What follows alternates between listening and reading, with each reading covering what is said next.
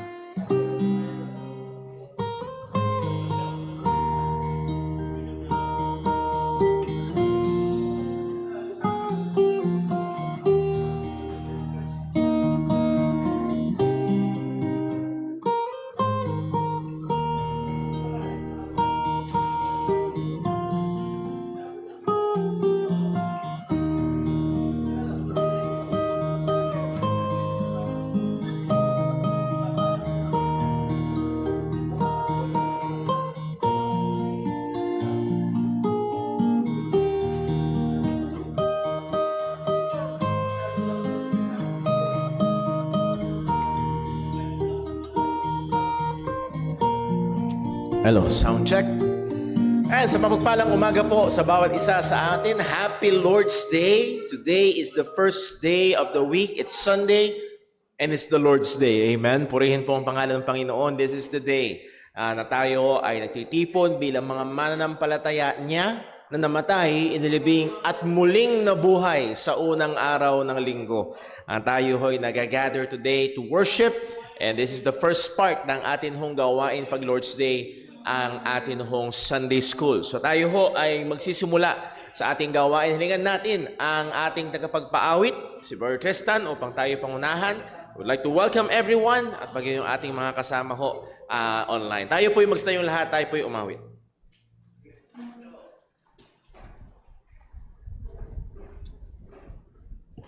Magandang umaga po sa ating lahat.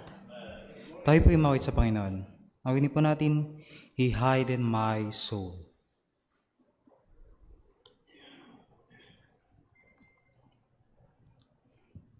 He hideth my life in the depths of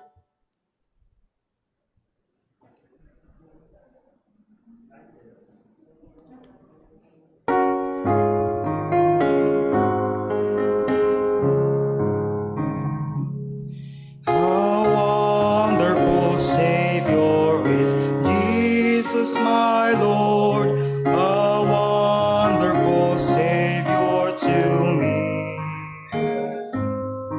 He hardened my soul in the cleft of the rock, where rivers of pleasure I see. He hidden my soul in the cleft of the rock, that shadows a dry, thirsty land.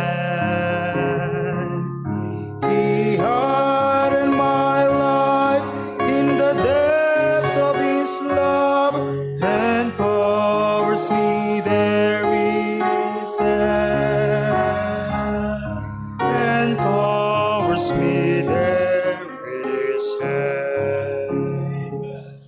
A wonderful Savior is Jesus my Lord, He taketh my burden away. He holdeth me up, and I shall not be moved. He giveth me strength as my day. He hardened my soul in the cleft of the rock, that shadows a dry, thirsty land. He hardened my life in the depth of His love, and covers me there with His hand, and covers me there His hand. With numberless blessing, each moment it grounds, and filled with His fullness divine. I sing in my rapture, oh glory to God, for such a Redeemer as mine. He hardened my soul in the cleft of the rock, that shadows a dry, thirsty land. He hardened my life in the depths of His love, and covers me there with His hand, and covers me there with His hand, and clothed in His brightness, transported our eyes to meet Him in clouds of the sky. His perfect salvation, His wonderful love, I'll shout with the millions on high. He hardened my soul in the cleft of the rock, that shadows a dry, thirsty land. He hardened my life in the depths of His love, and covers me there with His hand, and covers me there with His hand. Magsiupo pong lahat. Amen. Purihin pong Panginoon. And as we have been studying sa Book of Psalms, yung imahe na ang ating Panginoon, ang ating kublihan in every trouble of life, ay yan ho ay tunay na napakalaking comfort sa atin bilang mga mananampalataya. So tayo'y dumako sa ating Sunday School. Ayan. At atin hong pinag-aaralan ang tinagurian na 5 Solas of the Reformation, and tayo ay nasa bandang unahan ng ating pag-aaral. At magandang maunawaan natin yung kasaysayan kung paano dumating at bakit nagkaroon ng tinatawag na sa kasaysayan nga ay Protestant Reformation. Pangunahan ko na, yung Protestant ay hindi dahil yun ang pangalan ng relihiyon. Protestant kasi nagprotesta sila. That's it. Particularly, some people protested against the Roman Catholic Church. Ayan. So pinag-aaralan natin nga ito yung kasaysayan, paano nangyari. At pagdating ng 1500s, at the dominant religion at that day is yung kilala natin ngayon bilang Roman Catholic Church. And nakikita natin, as we have studied last time, there's much to be learned from history. At upang hindi natin to maulit, upang matuto tayo sa mga mali. At gayon din, kung mayroong mga maganda na ginawa, ay atin hong pagtibayin. At ang basihan ng lahat ng yan ay ang salita ho ng Panginoon. So tayo ho muna ay manalangin at hingin natin ang tulong at gabay ng ating Diyos sa ating pag-aaral. Let us pray. Panginoon naming Diyos, aming Ama sa langit, aming pinupuri, niluluwalhati ka, ikaw na Diyos na tapat, Diyos na mabuti, Diyos na mapagmahal, Diyos na sa amin ay nahabag at nagbigay ng iyong bugtong na anak upang kami ay magkaroon ng kaligtasan. Salamat, O Diyos. Tunay ikaw ang siyang kumilos sa amin upang kami ay malapit kay Kristo, upang kami ay manampalataya sa Kanya. At salamat, O Diyos, sapagkat ikaw rin ang patuloy na nag-iingat sa amin kung kaya't kami nagpapatuloy sa pananampalataya. O Panginoon, patuloy mo nawa kaming gabayan at sa pag-aaral namin ngayong umaga, gamitin mo ito, Panginoon, sa ikatututo namin, sa ikalalago namin at sa kakaluwalhati ng iyong pangalan at mamangha kami kung paano ang iyong kamay. Sa kabila, O Diyos, na tunay ay merong madidilim na sandali sa kasaysayan ay hindi nawawala at hindi nagbabago ang iyong kapangyarihan. Salamat sa lahat ng ito, Panginoon. Tulungan, ingatan, gabayan mo kami Maging ang aming mga kapatiran, panauhin na patungo pa lamang, nawa o Diyos, ikaw po ang mag-ingat sa kanila. Lahat ng ito ay aming hinihiling sa ngalan ng aming Panginoong Hesukristo. Amen. So ilang mabilis na pagbabalik-aral lamang po. Again, ang sabi sa Romans 15 verse 4, whatsoever things were written aforetime were written for our learning.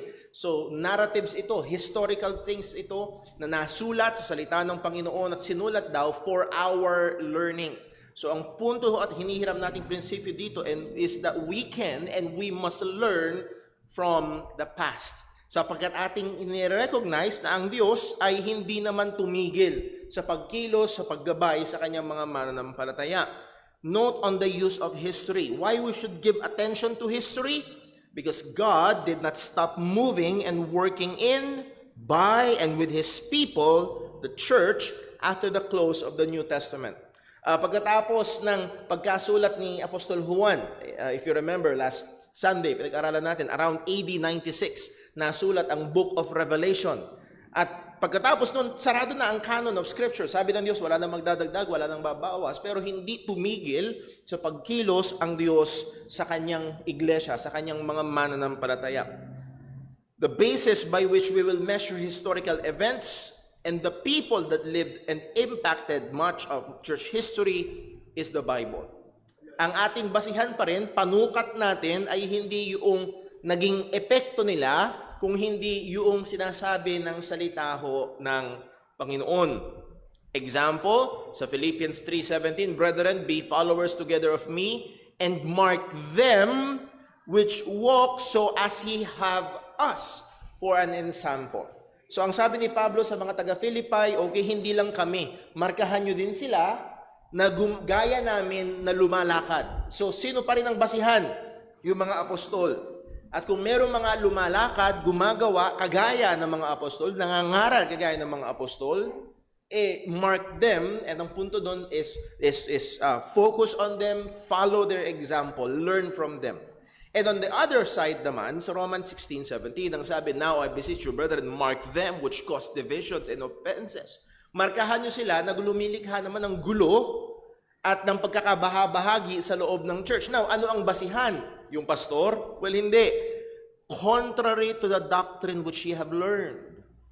So, ating titingnan, ito ba ay sang-ayon sa doktrina? At muli, mula noon, throughout history, at hanggang ngayon, pag merong sinasabi ang pastor, ang pupuntahan pa rin, ang final basis pa rin, ay ang katuruan ng mga apostol. Ang salita ng Diyos. So, we measure today, and we measure history through the lens of the Scripture. So, ang final authority ay hindi, well, ito kasi ang nangyari sa kasaysayan. Okay, we recognize that. Pero noong sabi ng salita ng Panginoon. Just for example, sa ating pag-aaral ng basic interpretation, ito nangyari sa kasaysayan. Nag-asawa ng 700 si Solomon at 300 babae pa ang dinagdag niya. 1,000 babae sa buhay ni Solomon. Nangyari yun sa kasaysayan. Pero ano ang sabi ng salita ng Diyos tungkol sa pag-aasawa? Ayan, ganun din ang ating gagawin. Now, quick overview. Bibigyan natin ng pansin ng early church. Nabigyan natin ng pansin yan last time. Establishment of Christianity. And then, kailangan natin bigyan pansin yung rise of the Roman Catholic Church. Why? Because out of that context na nagmamayagpag ang Roman Catholic Church, dun susulpot ang tinatawag na Protestant Reformation. Okay? At I hope ma-appreciate natin. Bakit nga ba biglang ang dominanting, again, hanggang ngayon, ang dominanting relihiyon sa buong mundo ay ang Roman Catholic Church. With more or less 1.2 billion. Mas marami kaysa sa Islam. Fastest growing ang Islam, pero ang dominante pa rin. Why? How did it happen? At ano yung nangyari sa kasaysayan? And then we will look at the Reformation na kung saan ang mga mananampalataya ay namayagpag ang mga prinsipyo na atin hong pag-aaralan. Sola Scriptura, Sola Gratia, Sola Fide, Solus Christus, and Soli Deo Gloria. So pinag-aralan natin last time, the early church, the first 300 years ng church, four notable things. Number one, the canon of Scripture. Again, sa first 300 years, ang mga Kristiyano ay walang Bibliyang kagaya nito. Una, wala pang printing press. Ang books of the Bible ay per scroll at napakamahal at hindi lahat kayang magsulat. Okay? Mga bata, sa panahon nyo ngayon napakapalad. Kasi kailangan mong talagang napakayaman or napaka-talented para at least maturuan kang magbasa o magsulat. Madalang. Kaya may kopya ka man ng Biblia, kung hindi ka marunong magbasa. So sana makita niyo yung kalagayan noong panahon, walang mga public schools, walang mga lugar na again napaka-limitado ng edukasyon sa mga tao. But again, sa first 300 years ang Diyos ay kumilos upang yung mga sulat ni Pablo sa Galacia, sulat ni Pedro sa strangers, unti-unting naipon itong mga sulat na ito at ito ni-recognize ng mga mananampalataya. So the canon of the 66 books of the Bible is formed so as we have the scriptures today. Number next, the church was under severe persecution for the first 300 years. Sa loob ng 300 taon, literally ang mga Kristiyano ay hinahunting. Pinapatay, sinusunog ng buhay, pinupugutan ng ulo. Dahil ang tingin sa kanila ay mga rebelde. Brother Paul, bakit? Kasi ang sasabihin ng Roman Emperor, sasabihin nyo ako ang Panginoon. Ang sasabihin ng Kristiyano, si Jesus ang Panginoon. Ganun kasimple. At dahil doon, pupugutan sila ng ulo. So muli, again, maliwanag ito sa kasaysayan. As we have stated and diniinan natin last time, hindi laro ang pagiging Kristiyano. Pakinggan nyo sana ito. Delikado ang buhay mo. For the first 300 years ng Kristyanismo, delikado ang buhay mo pag naging Kristiyano ka. As in, pag sinabi mong si Jesus ang Panginoon, willing akong mamatay para kay Jesus. That means totoo kang sumasampalataya kay Jesus. So, hindi ito yung palipat-lipat ka lang ng relihiyon. Hindi ganun. Sana makita natin, maunawaan natin yung bigat nito. So, muli ay napaka-tindi. Number next, the early formation of centralized religion. Isa sa dahilan ay dahil sa tindi ng persecution, may kasabihan, di ba? United we stand, divided we fall. So this scattered local small churches, house churches, ay nagsimulang mag-vault in, ika nga, para kahit paano magkaroon ng boses upang pwede lang ipagtanggol yung kanilang sarili against severe persecution. And then enduring persecution while fighting heresies. Hindi lamang may mga kalaban sa labas na gustong lipulin ng mga Kristiyano, meron ding problema sa loob na may nangangaral ng mga maling doktrina. At mahahagingan natin ulit yan ngayong umaga. Again, pinangako ni Kristo, Matthew 18, even the gates of hell will not prevail against it. Upon this rock I will build my church, and the gates of hell will not prevail against it. Just read simple history, church history that is, at sinubukan talaga na burahin ng Kristyanismo. Pero nanatiling totoo ang pangako ni Jesus. Hindi magwawagi ang impyerno laban sa iglesia ng ating Panginoon. So, totoo ang mga pangako ng Panginoon. God's sovereign guiding hand over the life and doctrine of the church in the face of persecutions and heresy. Mamangha ho tayo, mga kapatid. Dalawang paraan. It's either from the outside, masira ang church, or from the inside, masira ang church. And sad to say, in history, pagkatapos ng 300 AD, seemingly magkakaroon ng victory from the outside. Pero makikita natin is the corruption from the inside. At ma-witness natin yan ngayong umaga.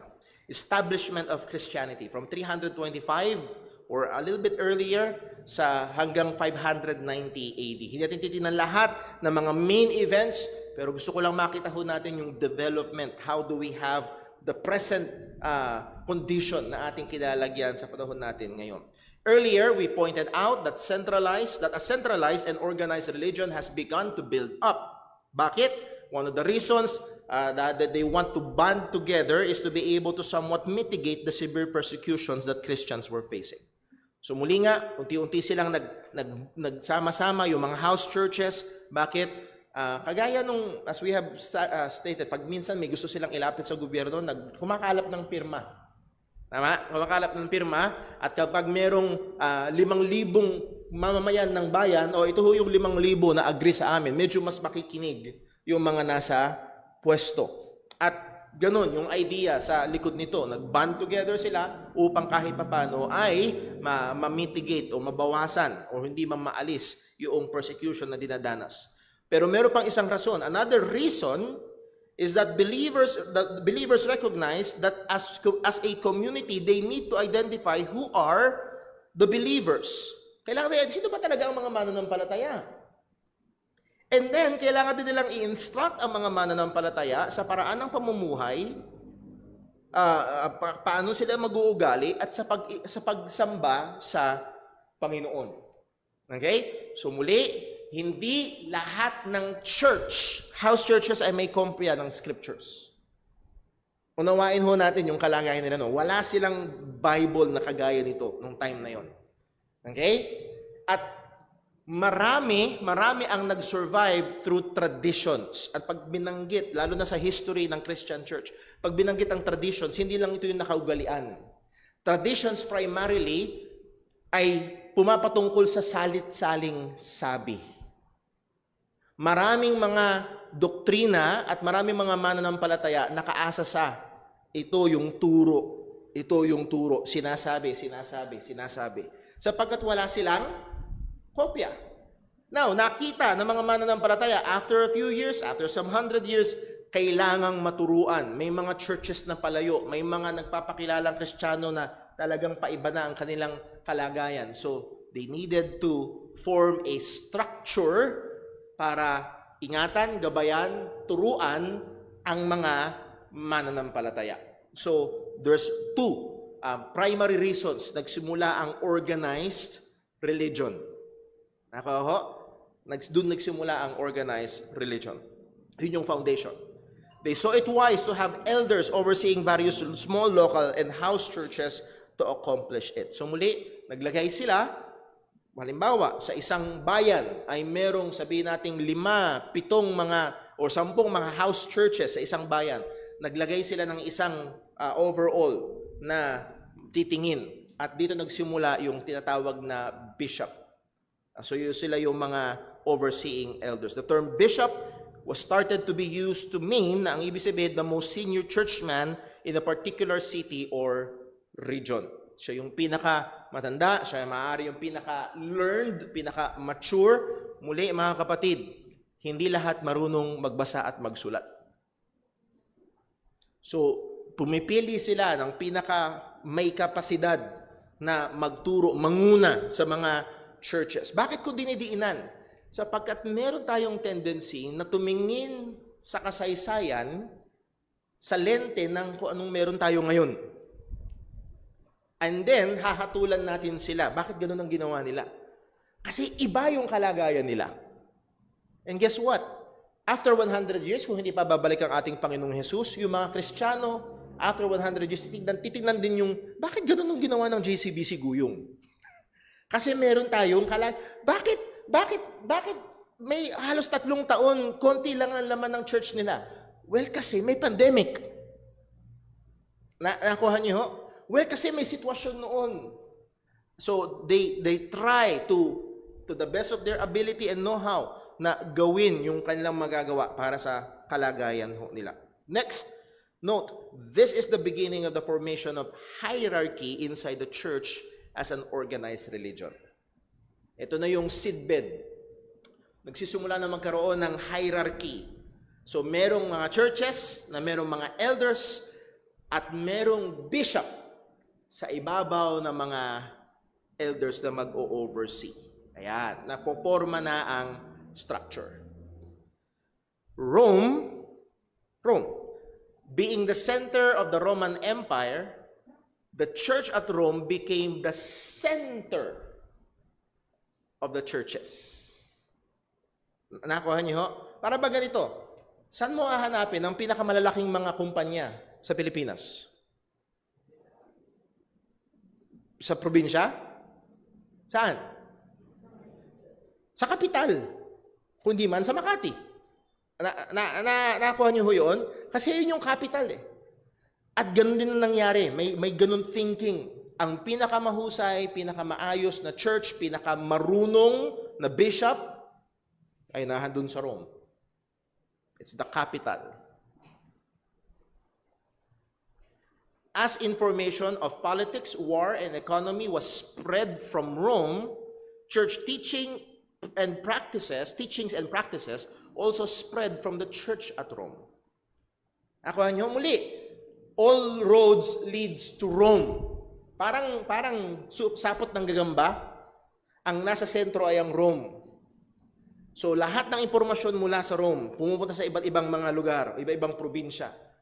At ganun din, Church at Rome, yung mga Kristiyano na maaari nang gagaling dito, dala-dala ang mga katuruan. So, ang pinapakita ho natin dito, paano nangyari na itong particular na church na ito, unti-unti, naging super power in the church, in the term of church history.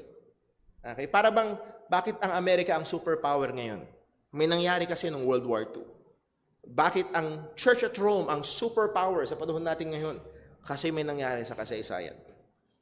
The Bishop of Rome, therefore, became the foremost bishop amongst other bishops, and he will later become known as the Pope. So dahil ang pinakakilala, pinakamamayaman, pinakamakapangyarihang church among others ay yung nasa Rome, therefore, yung bishop doon ang kinikilala rin na pinakamataas. Merong ganung pananaw. Note, severe persecution continued to be experienced by believers until an unlikely event happened. Again, from the death of the Lord, kahit sa panahon ng ating Panginoong Jesus, hanggang sa kanyang kamatayan, 33 AD, 33 AD, hanggang 300 AD, 300 years, matindi ang persecution sa mga mananampalataya. Libangan nila na ipakain sa mga leyon ang mga Kristiyano. Sunugin ang buhay, pugutan ng ulo. And they cheer, kinain, no? Ganon ang entertainment. Napaka-brutal ng kalagayan noon. Now, as I've said, until a very unlikely event happened. Merong nangyari. Paano na-establish ang Christianity from being hunted na parang mga hayop, biglang tumatag ang tinatawag na Kristyanismo. Constantine's conversion to Christianity, 312 AD. Isa sa pinakakilalang emperador ng Rome, isa sa pinakakilalang general ng Rome ay itong tinatawag na si Constantine. Some say that he saw a vision of the cross in the sky. Now, para makuha niyo ho, namatay ang emperor. Ngayon, ang mga susunod na magiging emperor may naglalaban. Yung leader ng Western Army ng Rome, which is si Constantine, at yung isang general pa ng Eastern Army ng Rome. At ngayon, magsasagupan na sila. Yung mananalo, siya yung magiging emperor. At the day before, bago yung labanan, ang sabi, si Constantine daw ay nakakita ng cross sa langit. Isang pangitain ng cross sa langit. Ayan yung ilan sa mga wag mo yung ay pinicturan, hindi yan pinicturan. Yan ay pagsasapinta na lang ng mga kwento tungkol kay Constantine. Yun namang iba, hindi cross but the symbol Cairo. Brother Paul, ano yung Cairo? Ang Cairo ay CR. Ibig sabihin ng CR, that's the first two letters ng Christ. Okay? Christos sa Greek. So hindi yan comfort room. Okay? The Cairo, meaning representing Christ, na ang meron daw boses na narinig si Constantine na by this sign, conquer. And yes, as history would have it, and the guiding sovereign hand of God, nanalo si Constantine. Inutusan niya ang kanyang mga sundalo na impinta itong symbol. That's why you see these pictures. Andun yung Cairo sa mga shields ng mga Roman soldiers. Inutusan ni Constantine, okay? Gagamitin natin ang simbolo na ito. At lalaban tayo. So again, kaya pala may nakikita tayo mga ganun. So nanalo si Constantine. He prevailed in battle. So he became the Roman emperor. Constantine then converted to Christianity. Naging Kristiyano daw si Constantine. Now, bakit daw? Wala tayong anumang record kung anuman ang tunay na paniniwala ni Constantine, lalo na patungkol kay Jesus at sa Ebanghelyo. Wala. Napakaraming mga tao nagkiklaim, taon-taon na may nakita, may pangitain, may boses na narinig. Pero hindi mga totoong Kristiyano. Okay? Actually, may mga nagsasabi, some suggest that Constantine just brilliantly used Christianity as a uniting means to rule a divided empire. So, di ba sabi nila, ang relihiyon nagwawatak-watak, nagdi-divide. Actually, ang Pilipinas ay napailalim sa iisang relihiyon sa loob ng 300 taon. So, pwedeng mag-rule sa nagamit ang relihiyon. So, meron mga nagsasabi na maaaring likha lang daw ni Constantine, maaaring talagang meron siyang vision, or maaaring dala ng bukas na yung labanan, kabado ka, baka out of desperation ay may mga nakita. So, nevertheless, hindi natin alam kung totoong naging Kristiyano, pero according to history, nag-convert si Constantine sa Christianism. And in AD 13, one of the first acts ni Constantine is, as a Christian, as the first Christian emperor of Rome, is to issue the Edict of Milan. Indian Sister Milan.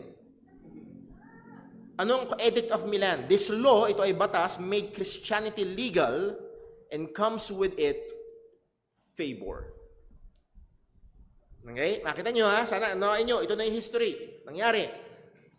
Nagkaroon ng pangitain, ang general, nanalo siya na ngayon ang boss. Therefore, ginawa niya ngayong legal. Hindi na pwedeng huntingin ang mga Kristiyano. May proteksyon na ngayon ng batas ang Kristyanidad. At hindi lang basta proteksyon. Kasi yung emperor mismo, Kristiyano na. Ano pa? Pabor. Pabor. Mga kapatid, bakit ko dinidiinan? Kasi maraming mga so-called Christian leaders sa panahon natin ngayon na nagpupumilit pumasok sa politika sa ito sa'yo maging mga Baptist na pastor. Para mabigyan ng ano? Pabor ang mga Baptist churches? Hindi sila natututo sa history. Napakatinding kamalian. Napakakarumal-dumal na mga pangyayari ang kasunod dahil dito. Mga kapatid, muli, ang piniling paraan ng Diyos para lumaganap ang pangalan ni Kristo ay hindi politika at espada, Biblia at pangangaral. So, napakapanganib. Believers, ang mga mananampalataya, suddenly were now free to worship without being persecuted. Dati may banta sa buhay mo, tapos ngayon, malaya na, exercise ang Christianity. Roman citizens that converted to Christianity was given benefits, binibigyan ng pabor. Christians was given tax breaks. And churches was given tax exemptions. Sounds familiar? Hanggang ngayon, may epekto ang ginawa ni Constantine. Hanggang ngayon, ang mga religious organizations ay may tax exemptions. Doon nang gagaling. Historical. One of the sad area of church history, pero hindi, okay, brother po, pambira party, okay na, wala nang persecution. Sad to say, nanatili pa rin ang mga Kristiyano ay namamatay. Pero Paul, wala nang persecution, namamatay pa rin. Bakit sila namamatay? Not from persecution, but by the hands of other Christians. Brother Paul, bakit?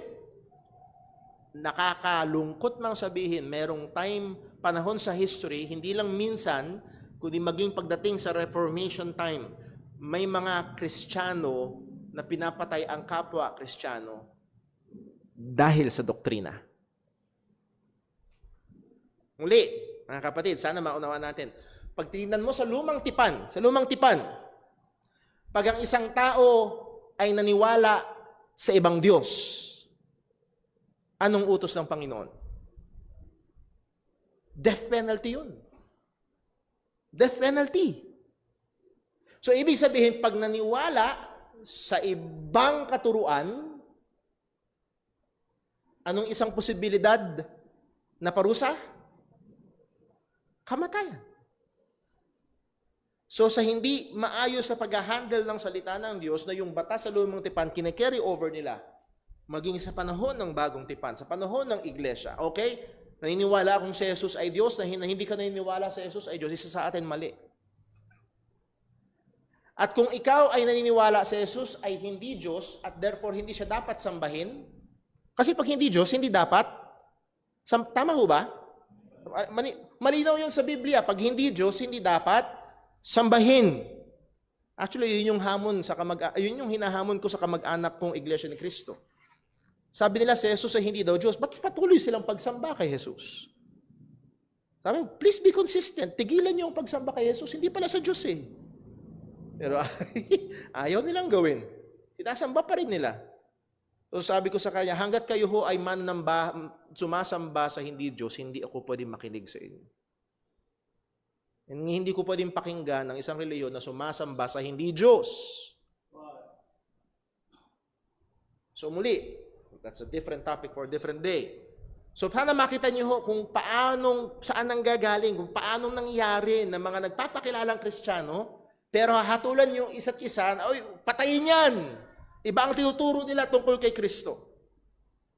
Okay? So, this is a very, very dark time. Pero nangyari ho talaga ito. Now, Constantine used Christianity to unite the empire, but now it is crumbling. Ang mga Kristiyano mismo ang nag-aaway-away. So, he must find a way para ito ay gamutin. Anong ginawa niya? In AD 35, Constantine called a council of Nicaea to gather all the bishops to write down what Christians should believe. So pinatawag ni Constantine ang mga bishops all over the Roman Empire. Okay, maupo tayo. Isulat natin ano ba talaga ang dapat sampalatayanan ng mga Kristiyano. At dito lumabas yung tinatawag na Nicene Creed. Nicene. So muli, kung naalala nyo, last Sunday, pinag-aralan natin, yung mga council ay nagtitipon, and merong biblical example niyan sa Acts chapter 15, na pag merong ibang katuruan na lumalabas, tipon tayo ano talaga ang tama. So merong biblical example ito. At basahin lang natin, okay lang, just for our information, itong Nicene Creed. We believe in one God, the Father, the Almighty, maker of heaven and earth, of all that is seen and unseen. We believe in one Lord Jesus Christ, the only Son of God, eternally begotten of the Father, God from God, light from light, true God from true God. Begotten, not made.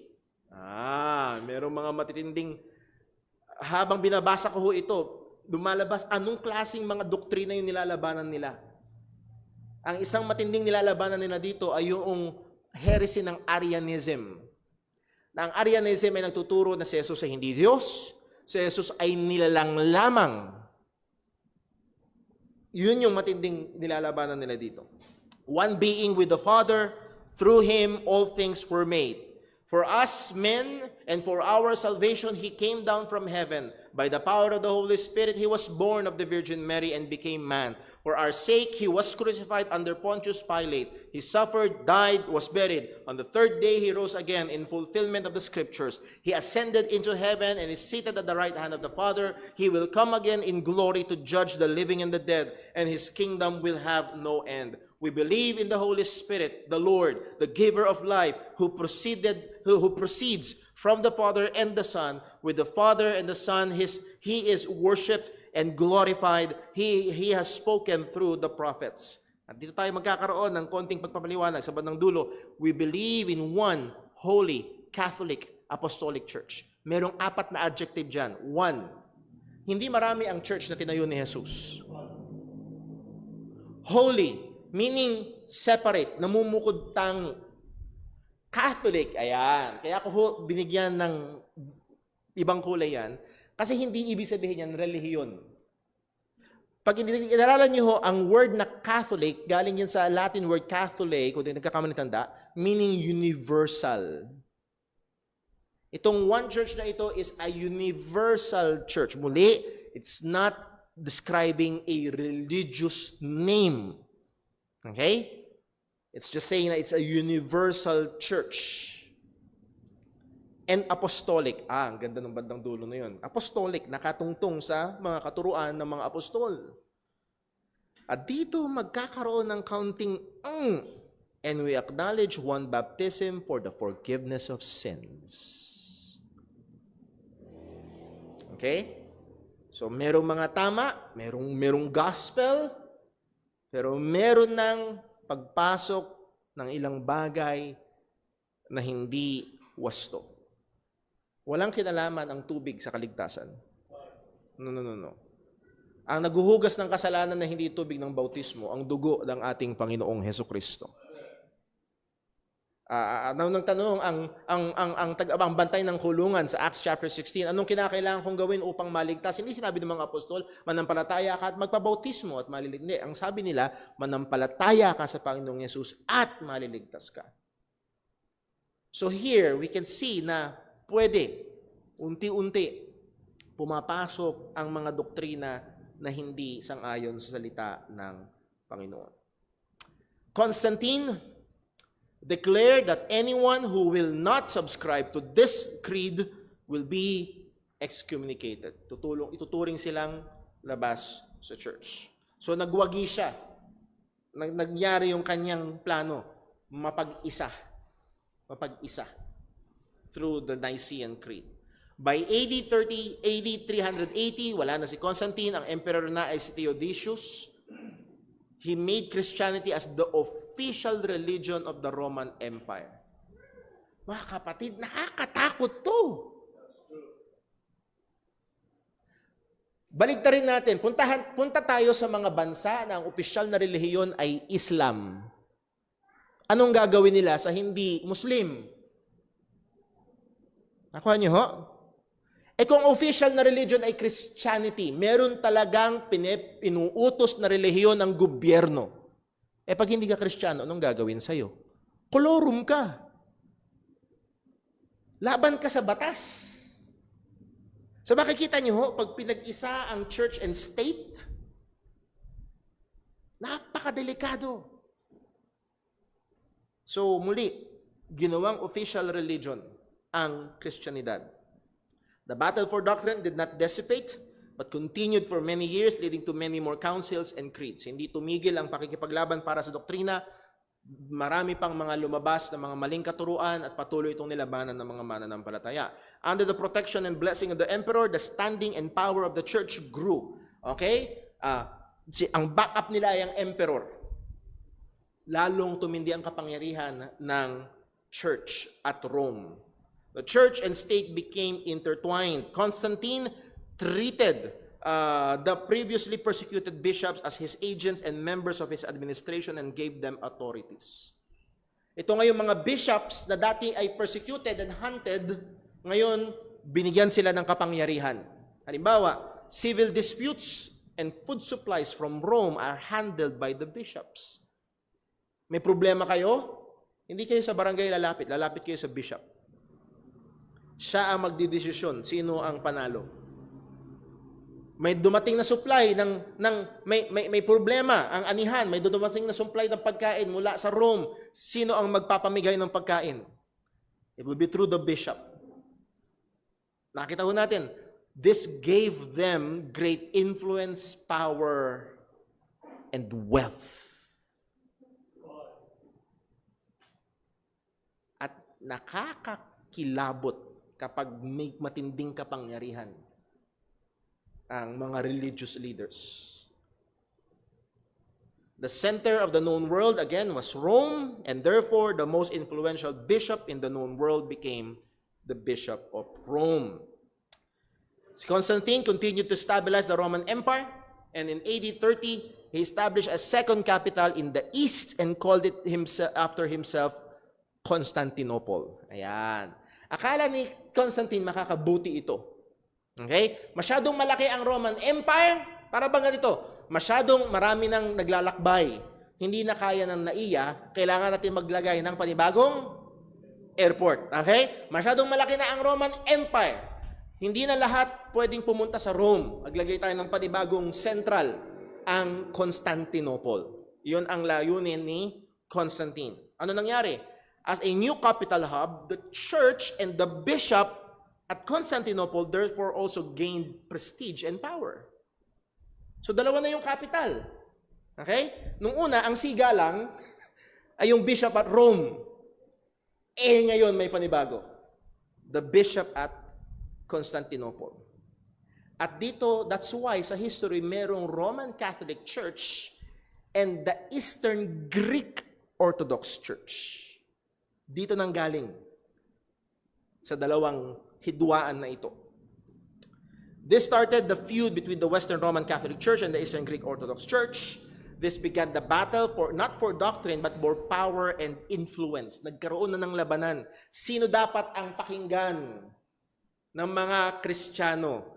Yung nasa Rome o yung nasa Constantinople? So, influence, politika. And sad to say, mga kapatid, ang church ay madalas pinapasok ng politika. Wag daw ang mangyari. At nung nakaraang eleksyon, presidential election, dama ko sa loob ng church. Means masyadong mainit. Mga kapatid, meron lang tayong iisang hari. Yes, boboto tayo ng ating mga presidente, pero meron lang tayong iisang hari. At kailangan nating panatilihin ang katotohanan na yun. The bishop at Rome, soon to be called Pope, and the bishop at Constantinople, soon to be called Patriarch. So sa Eastern Orthodox Church, ang tawag nila ay Patriarchs.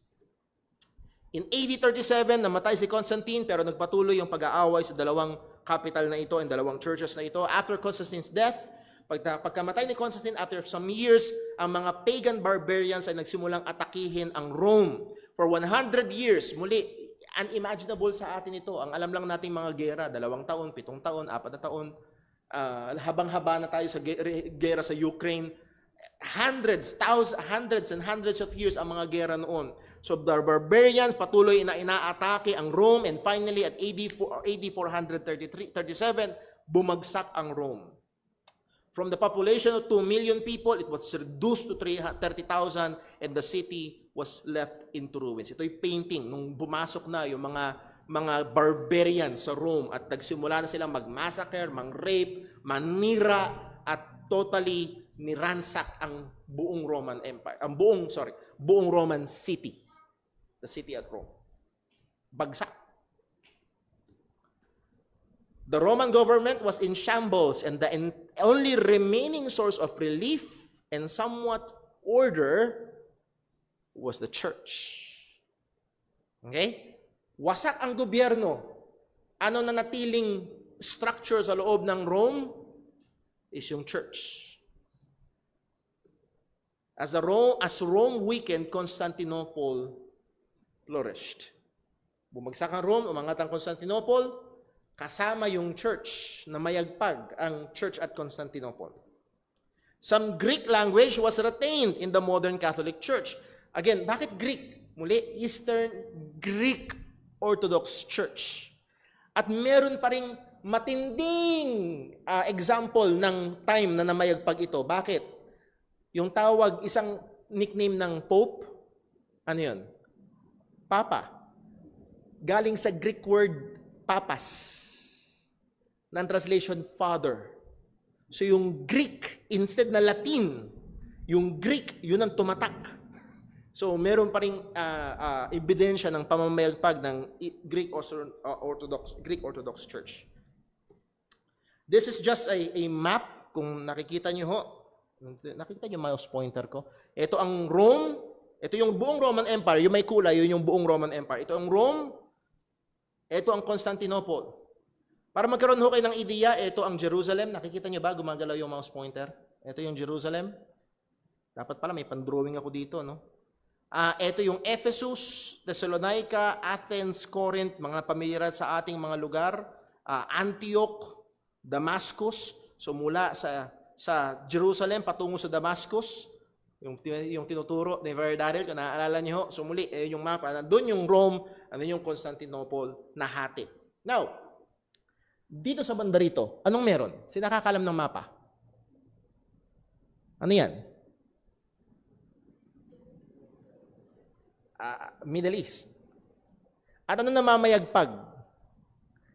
Islam. Bumagsak ang Rome because of barbarians. Darating ang punto sa history, babagsak ang Constantinople because of Islam. Yun ang mangyayari. By 799 AD, malaki na Pope Leo III realized that he needed military power to protect himself. At ang kinuha niya ay si Charles the Great ng France, also known as Charlemagne. In December 25, 800 AD, kinoronahan ni Pope Leo III si Charlemagne bilang new emperor ng Holy Roman Empire. So di na siya Roman Empire, kundi Holy Roman Empire, which is not holy, not Roman, and not an empire. Pero gusto ko makita natin, note, the Pope's power and influence to be able to determine the next emperor. Ako niyo ho? Pag nasa iyo ang kapangyarihan para magsabi, sino ang susunod na hari? Sino ang susunod na emperor? Gaano katindi ang kapangyarihan mo? Ako niyo ho? Mga kapatid, hindi naman sa ano, pero meron bang relihiyon sa Pilipinas na may kakayahang magdikta sinong susunod na presidente? Mag-ingat tayo. At huwag nating pangarapin yun. Hindi tayo natututo sa kasaysayan.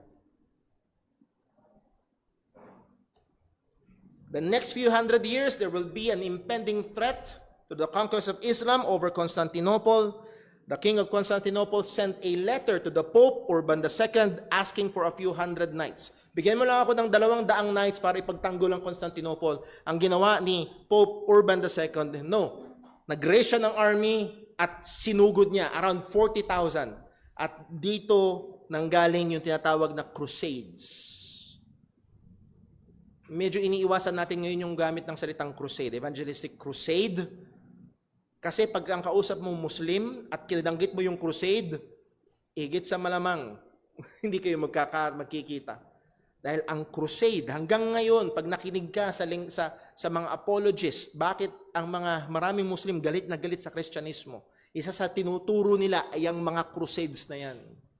Na for 200 years, sa dikta ng Pope, libo-libo, kung hindi man daang libong mga sundalo ang isinugod nila para ma-recover, not just to protect Constantinople, but to recover Jerusalem. Now, ano ang problema niyan? This crusades to take back Jerusalem is one of the darkest part of Christian history. Bakit? Crusaders in the name of God. Ano sinisigaw nila? God wills it! Crusaders in the name of God went through many towns and villages, killing, looting, raping, and burning, especially those who are not identified and would not convert to Christianity. So yung mga crusaders, yun ang ginawa nila. At marami sa mga pinatay ay syempre mga Muslim. So muli, these crusades continue for about 200 years, and later on in 1453, Constantinople finally fell and overtaken by the Ottoman Empire. Pero Paul, paano nangyari? Di ba bumagsak ang Roman Empire? Dahil kay Charlemagne, umangat ulit. Dahil sa Islam, bumagsak ang Constantinople. At hanggang ngayon, ano na natiling mataas? Ano hanggang ngayon? Ang Roman Catholic Church sa Vatican. Hindi na nakarecover. Meron pa rin Greek Orthodox Church. Meron pa rin.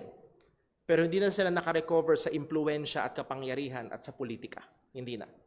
Nanatili because of that crusades Merong hindi lang basta religious, but political, even military. Merong, listen mga kapatid, nakakatindig balahibo, merong punto sa kasaysayan ng pinakamakapangyarihang tao ay hindi isang hari, hindi isang presidente, kung hindi isang religious leader. Isang salita niya lang, 100,000 sundalo ang susugod. May time ng pinakamakapangyarihang tao sa buong mundo ay ang Papa sa Roma. So, ito ang pangyayari sa kasaysayan. Now, ang gusto ko makita ho natin, lessons. Bilisan natin. John 18:36, ang sabi ni Jesus, Jesus answered, "My kingdom is not of this world. If my kingdom were of this world, then would my servants fight, that I should not be delivered to the Jews, but now is my kingdom not from hence." Hindi physical, hindi territorial na kaharian. Jesus' rule is not through politics, territorial acquisition, or military might. Hindi ho yun ang paraan ng paghahari ni Kristo. It is through the spread of the gospel. Paano nagiging mamamayan ng kaharian ni Kristo ang tao? Pag siya'y sumampalataya. Hindi pag siya'y nasakop militarily. So patuloy nating ganapin at maging tapat tayo sa pangangaral ng Ebanghelyo. Hindi yung susugurin natin sila. Matthew 20:25, ang sabi ni Jesus, naalala niyo ho yung nagselos yung 10 alagad? Kasi yung nanay ni James and ni John, lumapit kay Kristo, "Lord, pagbigyan mo naman yung 2 anak ko, yung isa sa kanan, yung isa sa kaliwa." Kahit sino sa kanila, basta isa sa kanan, isa sa kaliwa. Pagdating mo sa iyong kaharian. Nung nakita nung sa pambihiro na unahan tayo. Kala natin ganun kababanal yung mga disipulo? Hindi. Naglalaway din sila sa political power. Sa prestige. Pagdating sa verse 25, direbuke sila ni Jesus. Ang sabi, "But Jesus called them unto him and said, Ye know that the princes of the Gentiles, the governors of the Gentiles, or the leaders, exercise dominion over them, and they that are great authority upon them." Ang punto dyan ni Jesus, yung mga hari, yung mga governors ng mga hindi mananampalataya, they exercise heavy rule, military power, paramihan ng espada. But it shall not be so among you. But whosoever will be great among you, let him be your minister. That means servant. And whosoever will be chief among you, let him be your servant. Even as the Son of Man came, not to be ministered unto, but to minister and to give his life a ransom for many. Political power and military might are not the means to be truly great in the kingdom of Christ. Humble service is. So muli mga kapatid, bakit ko diinan? Hindi exempted, even Baptist churches. Do hindi tayo merong iba, nagbibuild ng kingdom nila at na-involve. Para makita ho natin kung paano dapat ang reaksyon natin. Na pag merong Baptist na pastor, biglang naging senador, biglang naging kongresista, hindi tayo woo! No. Oh no! Buti pa magbitiw siya sa pagpapastor. So muli, hindi ito tinuro ng salita ng Diyos. Ito ay kontra sa salita ng Panginoon. Nangyari na sa history. Mga kapatid, wag natin at bantayan natin. Lord willing, dumating ang panahon. Wala na si Brother Paul. After 50, 70, 80 years, yung mga kabataang naririto, darating ang panahon. Baka mamaya yung susunod na pastor dito ay mangarap na maging politiko. At least alam natin kung saan natin siya ituturo sa salita ng Diyos. Kapatid, hindi maganda ang direksyon na tinatahak mo. Magsisi ka.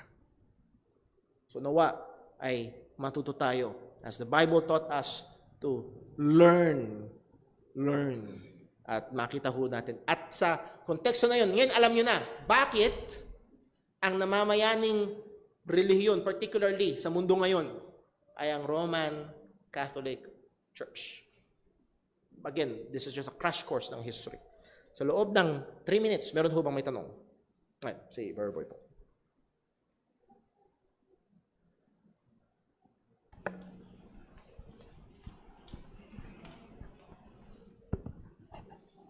Good morning po.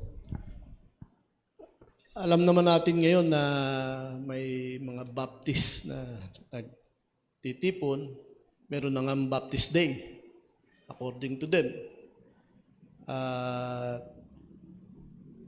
Una, ano kaya ang will of God sa atin para gawin tungkol dito? Pangalawa,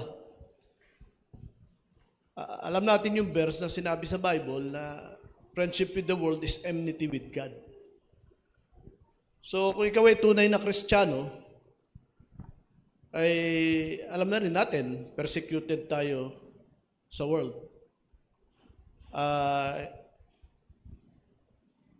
Malinaw dito na ang isang tunay na Kristiyano hindi pwedeng maging successful politician.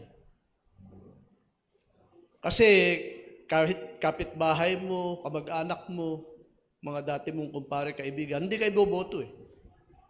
Dahil sinabi ng Bible. And that is true. Friendship with the world. Ngayon, kung ikaw ay politician, kaibigan ka ng sanlibutan, maraming bumoto sa'yo, kahit vice kapitan ka lang, ibig sabihin, hindi ka Kristiyano. Dahil mahal ka ng world eh. Mama? So,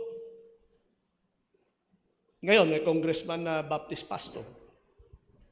So, I conclude, according to the Bible, na hindi siya Christian. Bible, ang nagsasabi na yung congressman na Baptist pastor ay hindi tunay na Kristiyano. Dahil nga, may bumoto sa kanya eh. Nanalo siya. So, hindi siya persecuted ng world. Mahal siya ng world. So, enemy siya ng Diyos.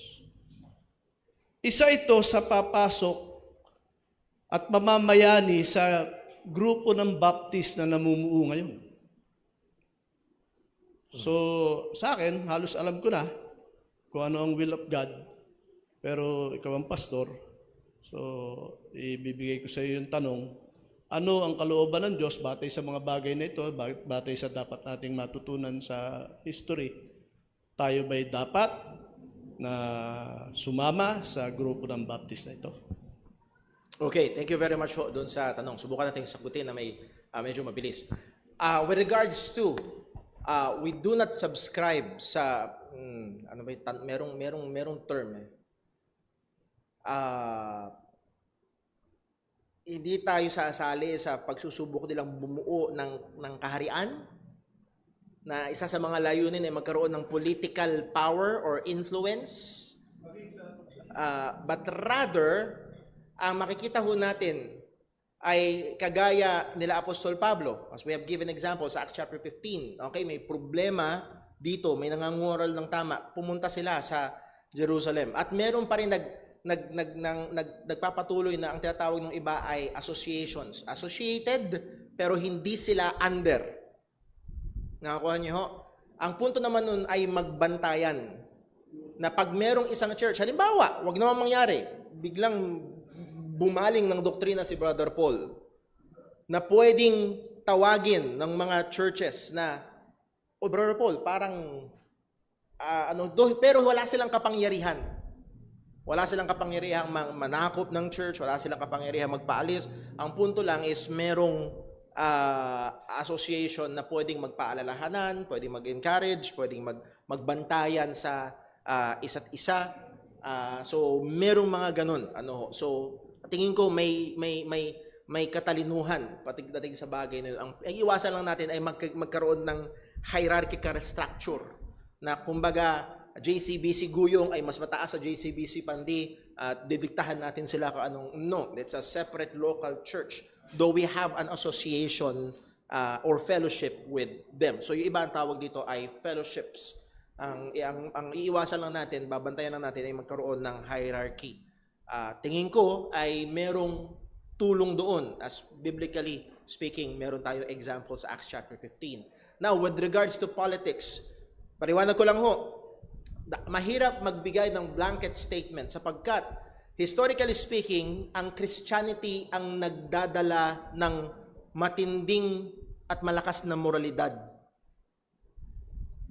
Mga ospital, benevolent works, charity works, mga ampunan, at malaki ang benefit ng komunidad. Pag dumating ang Kristyanismo, malaking benefit ng komunidad at nagtatransform ang moralidad. Kaya kahit pakinggan nyo lang, kahit sa Amerika, merong mga conservatives. Though hindi sila Christians lahat, pero ang foundation ay Christian values. Greco-Christian morality ang basihan. So pumipili sila ng kanilang iboboto basing doon sa mga bagay na ang sinasabi ko lang ay halimbawa talagang merong matulungin na Kristiyano at talagang nagkaroon ng matinding impact sa kanyang komunidad. Maaari. Now, nakikita ko kung saan nanggagaling si Brother Boy. Sa tindi at sorry to say, nakakalungkot sabihin, sa dumi ng politika sa ating bansa. Almost impossible, humanly speaking, na lumahok ka dyan, lalo na sa mas malawak, na hindi ka magkikipagkompromiso. Kaya, ako ho'y inis na inis nung makita ko yung pagbati ng supposedly Baptist na pastor at binati niya ang anniversary ng isang relihiyon na nagsasabi na si Jesus ay tao lamang. Ano yun? Now, umaakto siya bilang politiko. Kasi muli, kung siya ay congressman, hindi lang siya congressman ng mga Baptist, congressman din siya ng lahat ng Pilipino, maging ng mga iglesia ni Cristo. So, hindi nga maiiwasan. So, sana makita nyo kung saan ako nanggagaling, yung maaaring impluensya ng Kristyanismo at maaaring magkaroon ng hatak kahit sa mga hindi Kristiyano, maaaring kita nila yung moralidad. Halimbawa, abortion, pro-life, pro-abortion, yung dalawang yun. Pro-marriage, pro-divorce, yung mga bagay na yun. Kahit hindi Kristiyano, nakikita nila at maaaring iboto nila yung nasa conservative. At isa sa mga naging presidente ng Amerika, kung hindi nagkakamali, si Ronald Reagan, kahit presidente siya, may mga time na nagtuturo pa rin siya ng Sunday school. Doon ako mahihirapan. Liban na lang, magbigay ng blanket statement, liban na lang kung kitang-kita sa nature ng politika at sa practice ng nagpapakilala na di umano'y mananampalataya daw yung kompromiso niya. So napakalaking question mark sa kanyang pananampalataya. So doon ko iiwan yung ano. So kailangan talaga ng mas masusi na paghimay at pagtingin sa mga bagay ho na yun. Okay? Wala na tayong time. Tayo ho ay manalangin. Let us pray. Panginoon naming Diyos, aming Ama sa langit, salamat po sa biyaya mo, salamat sa pag-iingat mo, nawa tulungan mo kami ng mga tuto. Lord, salamat sapagkat ang kamay mo ay hindi absent. Even through history, iningatan mo yung mga mananampalataya, ang iyong katotohanan. Lord, tulungan mo rin kami na maging mapagbantay, lalo na sa ebanghelyo ng kaligtasan. Ingatan mo kami, ilayo mo kami sa masasamang impluensya, ilayo mo kami sa kasinungalingan, at tulungan mo kami, O Diyos, na sa iyong pagbabalik, mabilis man o matagal, ay masumpong mong nagtatapat ang mga mananampalataya sa dakong ito. Lahat ng ito ay aming inihiling sa ngalan ng aming Panginoong Hesukristo. Amen. Magkaroon tayo ng 15-minute break. Welcome natin yung ating mga panauhin. And meron tayong merienda dyan. God bless po. Break time po tayo.